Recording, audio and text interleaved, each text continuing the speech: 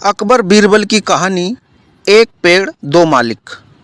एक बार की बात है, रोज की ही तरह बादशाह अकबर दरबार में बैठकर अपनी प्रजा की समस्याएं सुन रहे थे। सभी लोग अपनी अपनी समस्याएं लेकर बादशाह के सामने हाजिर हो रहे थे और तभी राघव व केशव नाम के दो पड़ोसी अपनी समस्या लेकर दरबार में आए। इन दोनों की समस्या की जड़ थी इन दोनों के घर के बीच मौजूद फलों से लबालब भरा आम का पेड़। मामला आम के पेड़ के मालिकाना हक को लेकर था। राघव कह रहा था कि पेड़ उसका है और केशव झूठ बोल रहा है। वहीं केशव का कहना था कि वह पेड़ का असली मालिक है और राघव झूठा है। एक पेड़ और मालिक दो का मामला बहुत उलझा हुआ था और दोनों में से कोई भी हार मानने को तैयार नहीं था। दोनों पक्षों की बातें सुनकर और सोच विचार करने के बाद बादशाह अकबर ने यह मामला अपने नवरत्नों में से एक बीरबल को सौंप दिया। मामले को सुलझाने और सच्चाई का पता लगाने के लिए बीरबल ने एक नाटक रचा। उस शाम बीरबल ने दो सिपाहियों से कहा कि वे राघव के घर जाएं और कहें कि उसके आम के पेड़ से आम चोरी हो रहे हैं। उन्होंने दो सिपाहियों को केशव के घर जाकर भी यही संदेश देने को कहा। साथ ही बीरबल ने कहा कि यह संदेश देने के बाद वो उनके घर के पीछे छिपकर देखेंगे कि राघव और केशव क्या करते हैं।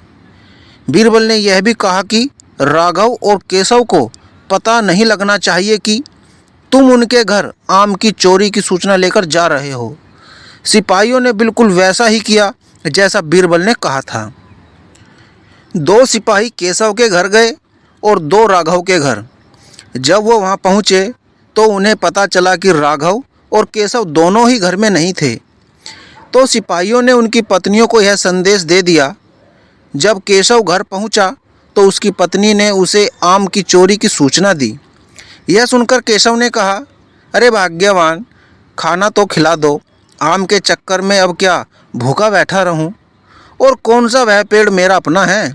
चोरी हो रही है तो होने दो, सुबह देखेंगे। यह कहकर वह आराम से बैठकर खाना खाने लगा। वहीं जब राघव घर आया और उसकी पत्नी ने यह बात उसे बताई तो वह उल्टे पैर पेड़ की तरफ दौड़ पड़ा। उसकी पत्नी ने पीछे से आवाज़ लगाई, अरे खाना तो खा लीजिए। जिस पर राघव ने कहा, खाना तो सुबह भी खा सकता हूँ, लेकिन अगर आज आम चोरी हो गए तो मेरे पूरे साल की मेहनत पर पानी फिर जाएगा। सिपाहियों ने दोनों के घर के बाहर छिपकर यह सारा नज़ारा देखा और वापस दरबार जाकर बीरबल को बताया। अगले दिन दोनों फिर से दरबार में हाजिर हुए। उन दोनों के सामने बीरबल ने बादशाह अकबर से कहा, जहाँ पनाह सारी समस्या की जड़ वह पेड़ है, क्यों न हम वो पेड़ ही कटवा दें। न रहेगा बांस न बजेगी बांसुरी। बादशाह अकबर ने इस बारे में राघव और केशव से पूछा, इस बारे में आप दोनों का क्या ख्याल है? इस पर केशव ने कहा, हुजूर, आपकी हुकूमत है, आप जैसा कहेंगे मैं उसे चुपचाप स्वीकार कर लूँगा।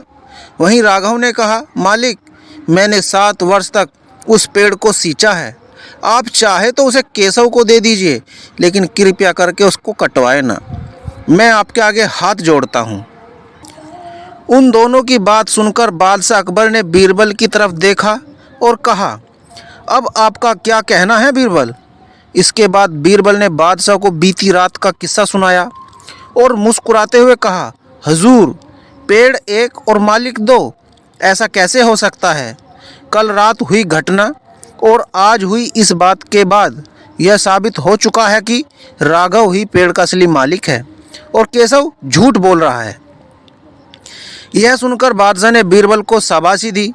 उन्होंने अपने हक के खातिर लड़ने के लिए राघव को बधाई दी और चोरी करने व झूठ बोलने के लिए केशव को जेल में बंद करने का आदेश दिया। दोस्तों, एक पेड़ और दो मालिक कहानी से हमें यह सीख मिलती है कि परिश्रम किए बिना छल से किसी चीज़ चुराने का अंजाम बुरा होता है।